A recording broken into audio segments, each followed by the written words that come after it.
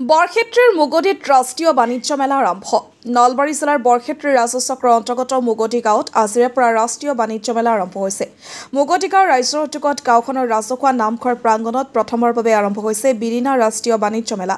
আজি সন্ধিয়া বাণিজ্য মেলাখন আনুষ্ঠানিকভাৱে মুকলি কৰে গাঁওখনৰ অৱসৰপ্ৰাপ্ত শিক্ষক বশিষ্ঠ ডেকাই। 15 দিন ধৰি চলিবলগীয়া বাণিজ্য মেলাত মানৱ জীৱনৰ দৈনন্দিন কৰ্মত ব্যৱহৃত সা সামগ্ৰীকে ধৰি বিভিন্ন বস্ত্ৰ আৰু খাদ্য সামগ্ৰীৰ সম্ভাৰ থাকিব। বাণিজ্য মেলা মুকলি কৰি বশিষ্ঠ ডেকাই অঞ্চলটোৰ ৰাইজক বাণিজ্য মেলালৈ আদৰণি জনাই অতি কম মূল্যতে প্ৰয়োজনীয় সামগ্ৰী ক্ৰয় কৰিব পাৰিব বুলি জানিব দিয়ে। বাণিজ্য মেলা মুকলি কৰি দিয়া ভাষণ প্ৰসংগত বশিষ্ঠ ডেকাই কৈছে, কৃষিৰ সমান্তৰালকৈ বাণিজ্য আগবাঢ়িব লাগিব, তেতিয়া দেশ ৰাজ্য তথা সমাজৰ উন্নতি হয়। মুকলি অনুষ্ঠানত মুগদী, সোণাপুৰ, ৰামপুৰ আদি গাঁৱৰ ভালেকেইজন বিশিষ্ট ব্যক্তি উপস্থিত থকা লোকসকলক সম্বৰ্ধনা জনাই উদ্যোক্তা সমিতিয়ে। মুকালমুৱাৰ পৰা সুৰজিৎ পাঠকৰ report, north east frontier news.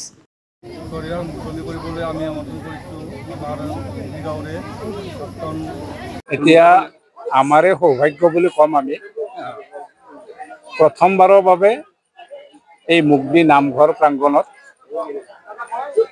বিৰিণা ৰাষ্ট্ৰীয় বাণিজ্য মেলাৰ ইয়াত এটা 15 দিনীয়া কাৰ্যসূচীৰে ইয়াত মেলাখন আৰম্ভ কৰিছে।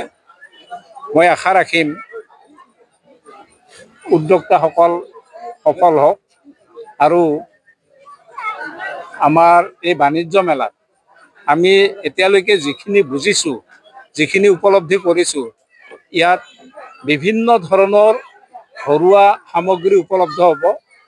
বিভিন্ন কানি কাপোৰৰ পৰা আৰম্ভ কৰি ড্ৰেছ পাতি, বিভিন্ন আচবাব, জোতা, চেণ্ডেল, বিভিন্ন ধৰণৰ আমাৰ প্ৰয়োজনীয় সামগ্ৰী ইয়াত উপলব্ধ হ'ব।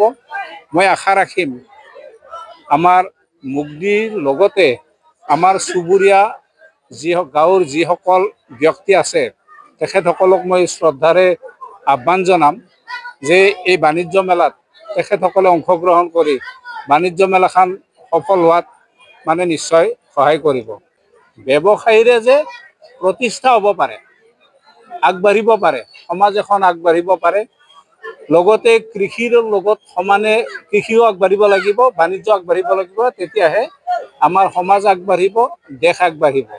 মুগদী রাইজের কাছে আমার কোটি কোটি প্রণাম। দোকানদারের ফেলে আমি কই আছো যে মুগদী চকে যে রাইজে আমাকে ইমান ভালোবাসা দিছে, ইমান ভালো পাইছো, আমার লগে সহযোগিতা করে আমার বাণিজ্য মেলাটুকে আগবাড়াইছে।